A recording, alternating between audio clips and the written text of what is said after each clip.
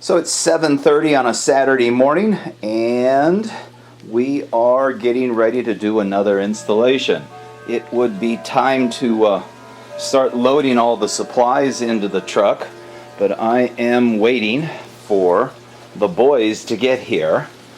We've got 150, about 150 gallon installation to do, and it's a glass reef tank metal stand that's going into a bookcase type cabinet. So again, as soon as the boys get here, we can start loading the truck. So with that said, let's get to work.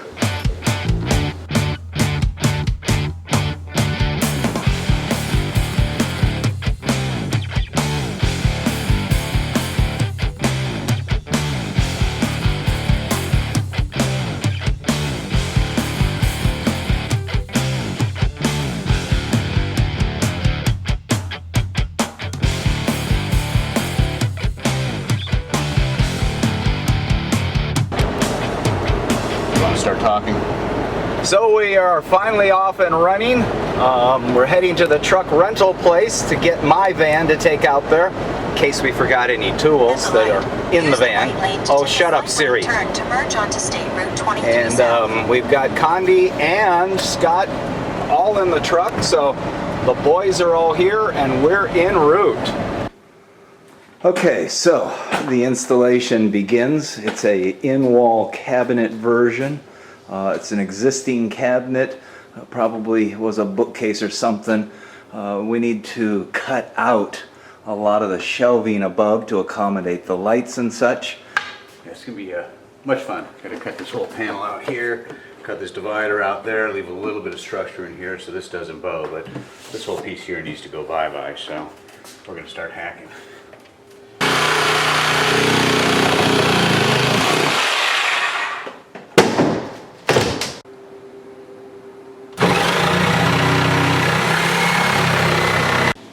Okay, so while Scott's in there cutting up the cabinet, Cande is out here unpackaging the Real Reef Rock.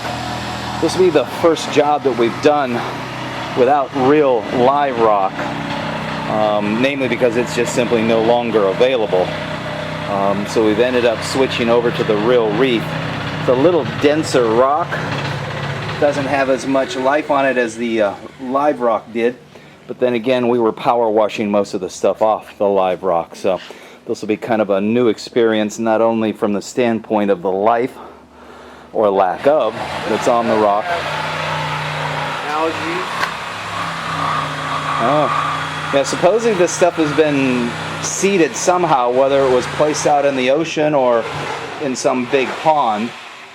And as you can see, it's all wrapped up to try to keep it moist, so it's kind of pre-seeded. So from that standpoint, The only hard part is peeling all this stuff off, you know. You have to use gloves or a little brush in order to get all the newspaper debris that's on there. If not, it's going to float up into your overflow and so forth. So just be prepared to, you know, unwrap like if it was Christmas. the other challenge that we'll have to deal with is the drilling into for the pins. This rock's a little bit denser, so I will start helping Cande unwrap the rock. Now get to work now, okay? Put that camera away. According to the website, Real Reef Rock is made of 100% natural-friendly ingredients, which are the same building blocks which wild coral and living reef rock are composed of. These ingredients are not taken from the ocean, and as a result, there is zero impact on the environment or the world's coral reefs or marine habitats. It's also grown here in the U.S. in closed systems, which also avoids additional environmental impact to the ocean's environments via mariculture or ocean farming. The end result is a 100% natural, eco-friendly live rock alternative for the consumer. Made and grown in the United States, a product that consistently looks better than its wild or ocean cultured counterparts. The Real Reef Boulder Rock is their standard reef building rock, and it comes in a variety of shapes from small to show-size custom pieces. It's also very light, porous, and full of holes and crevices. It's three-dimensional in shape and comes in many natural shades of purple, pink, and red. It replicates the look, feel, and function of coralline-encrusted coral skeleton rock. It's made from all-natural reef eco-friendly materials and grown in greenhouses to become bioactive rock, without the nuisance of pests and hitchhikers commonly found on wild rock. This rock is supposedly great for marine and fish-only systems, not suggested for fresh water, as it does tend to hold a stable, higher pH. The second version is the Real Reef Shelf Rock, which is their version of slab rock that used to be imported from the Kingdom of Tonga many years ago. The Real Reef team actually used Tonga Shelf as a model to replicate, and the results are so similar to the old Tonga Shelf that most actually think it's the real thing. The third is the Real Reef Branch Rock, which is their version of Tonga Branch that used to be imported also from the Kingdom of Tonga. Nothing is available to date that duplicates the beauty in the natural reef form. It's simply the closest thing to Tonga Branch without the bleaching and loss of color real Tonga Branch was notorious for. There's a fourth version that Real Reef has now come out with, and that's a bowl or vase-shaped rock that offers an additional shape as well as structure to many coral reef setups. Okay, so he's got the cabinetry cut back so we can get the lights in there and the cabinets won't interfere with the light going into the tank. Next thing is to move the stand in and get the tank in so I can get to plumbing. So we've got most of the rock unpacked. There's the stuff that appeared to be pre-seeded, meaning pre-seeded as in it was wet with some algae growing on it. There was an entire box of what appeared to be dried out stuff. This here is the shelf rock, which Cande's already expressed a little concern that trying to drill into it, that's kind of thin stuff, may not drill into it real well. And then over here is the branching stuff, which is attractive but also looks a little brittle, if that's the word. And then here he is peeling paper off some of the other pre-seeded stuff.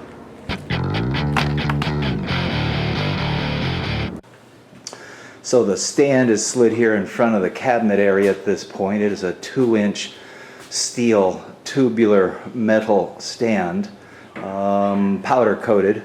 It's got plywood top, plywood bottom. The filter sump is now sitting inside, and he is currently figuring out how to do the plumbing for the return pump, which happens to be a Royal Exclusive RD3 pump, top of the line.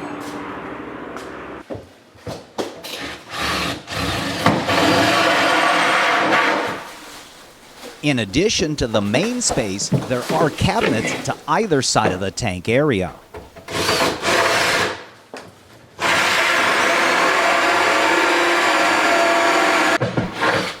We'll use these side cabinets to hold the Neptune system's Apex and Dose equipment, as well as the ATO reservoir for the top-off water system. Put that in reverse.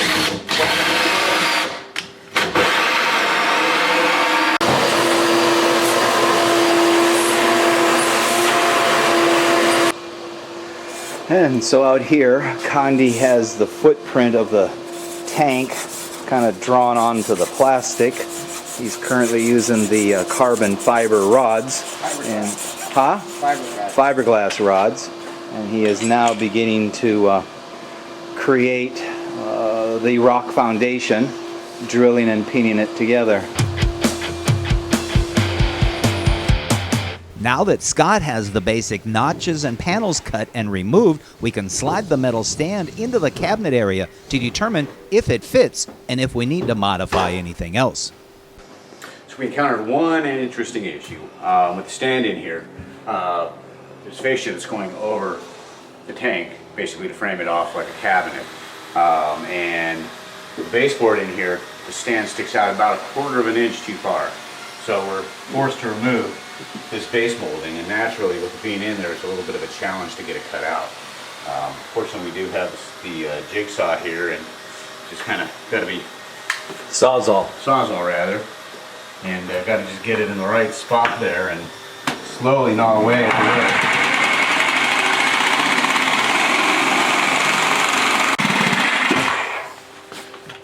the wood. All right. The other nice thing is this base molding is kind of like particle board. It's not solid wood. So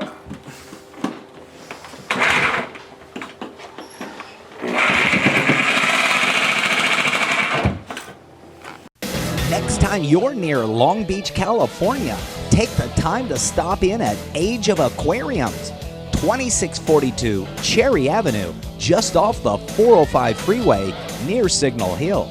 Age of Aquariums carries a full line of dry goods, supplements, and exotic equipment.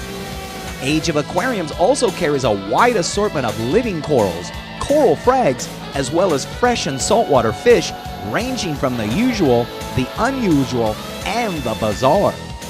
Age of Aquariums is located at 2642 Cherry Avenue, Long Beach, California, near Signal Hill. Open 7 days a week. Call 562-438-6252 or visit ageofaquariums.biz. Hi there, my name's Jim Steim and you know me as the LA Fish Guy. Well, I also wear a couple of other hats. One of them is the jellyfish tank called the Jelly Aquarium, and the third is myfishtank.com. I offer an entire line of acrylic aquariums ranging from rectangular to hexagon, flatback hex, as well as the custom curve front aquariums. There's also an entire line of stands and canopies ranging from MDF to pine to oak with a variety of different finishes available. And the website is even smart enough that you can calculate what the freight and crate charges to your location will be. That's myfishtank.com. Reef Hobbyist magazine believes that our hobby, our fellow hobbyists, and the animals in our care are best served by the free distribution of quality information. Reef Hobbyist magazine provides hobbyists with critical husbandry information with an emphasis on marine ornamental breeding efforts. Reef Hobbyist magazine is available for free in local fish stores across the country, or you can subscribe at www.reefhobbyistmagazine.com.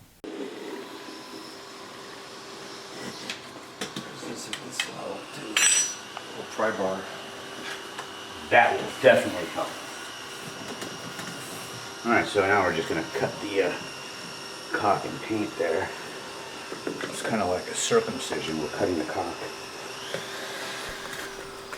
And just for clarification's sake, Scott did say caulk, which is spelled C-A-U-L-K. And he, being a can-do guy, is quite clever and capable of making these on-the-fly modifications.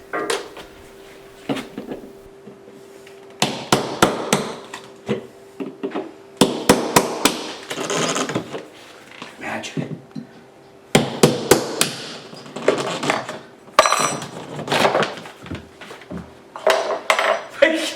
It dead-ended into the corner. We didn't even need to cut it. Oh wow, it was a good cut. I barely even scratched the wall. All right, so as it turns out, we didn't need to use the jigsaw. The cabinet base molding was actually put in after the cabinet went in place. So a little bit of an exercise in futility. So we didn't need to cut the base molding out. It popped right out. Oh, did it? Oh, okay. Yeah, it only went end to end. So now comes time to move the tank into the house and up on top of the stand. It's a glass tank. It's 60 some inches long, about 24 inches wide, and we need to get it off the truck. I got hired for just to do the rock work. I don't know where, you know what I mean? And we have a hydraulic table lift that we're going to move inside first. So I think what we're probably going to do is, on the flat cart that it's on, wheel it off the truck up to this point here. We'll have the table lift inside, and we'll have to literally lift it up over the two sets of steps.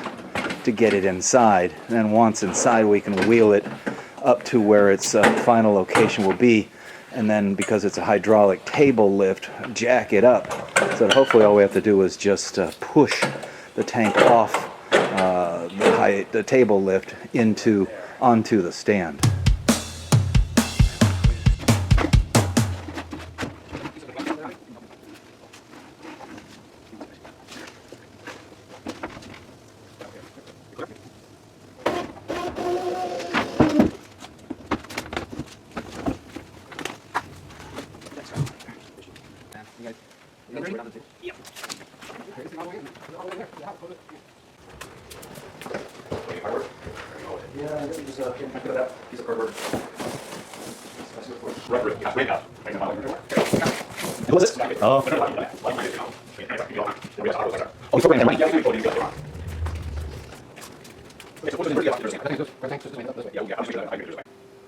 And with the tank rolled into the house and parked in front of the stand, we can now raise it up to the top edge of the metal stand and hopefully slide it over and off the table lift.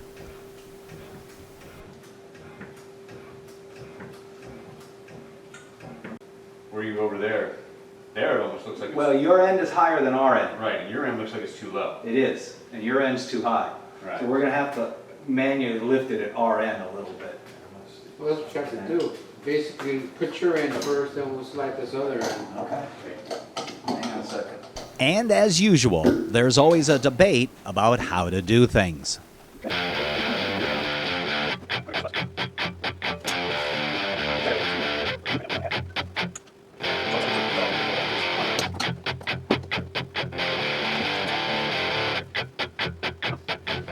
So, I'm going to tell you what I would do. pull the pad out.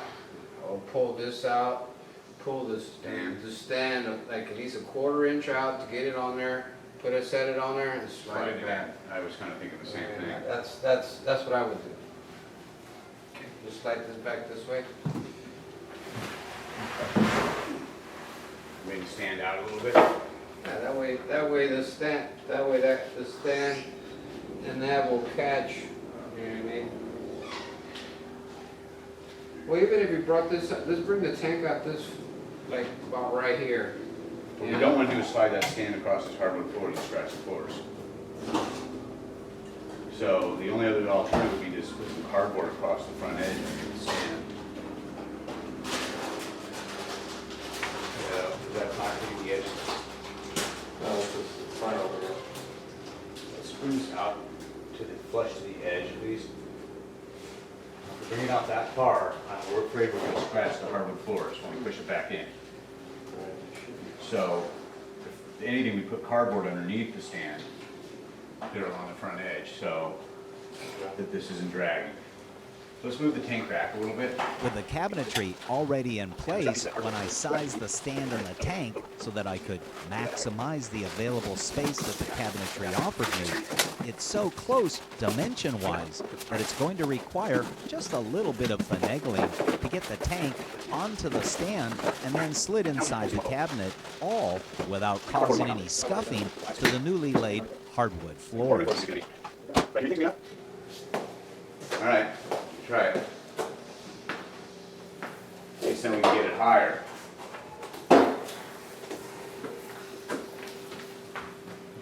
Problem is that mat's taking up that extra space there. So you can just transfer it over, man. Right here, you know what I mean? I think we want to get closer.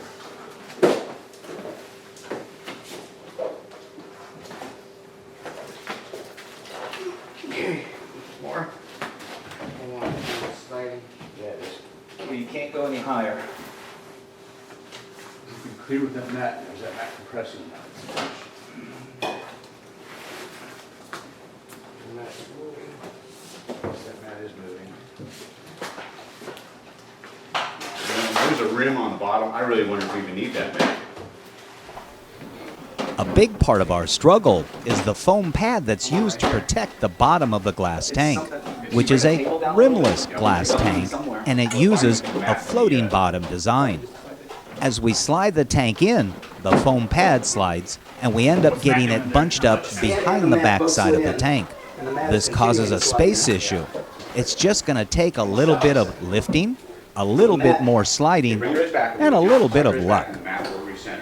Should. Nope, it's not. On you.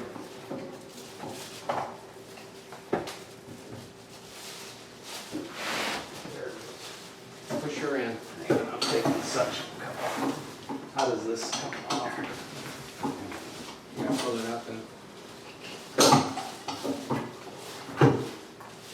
Now I'm a good 2 inches. My mat is slid back about 2 inches. Yeah, it's probably the 2 inches between the mat and the wall.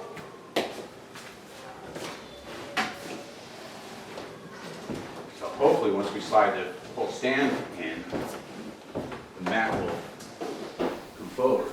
It's now decided to slide the tank and stand out as one, move the tank and the pad onto the stand, and then slide the tank, the pad, and the stand in as one unit. Let's get this out of the way. After we get the cart and the carpet that protects the floor Yeah, go towards out you. of the way. Towards you. We have the carpet right under here, that's why. The carpet's adding a 1/4 inch to the. Tell me when you're ready. Ready, go, Connie. Okay, center. Now let's get the tank centered on the stand. Center. Center.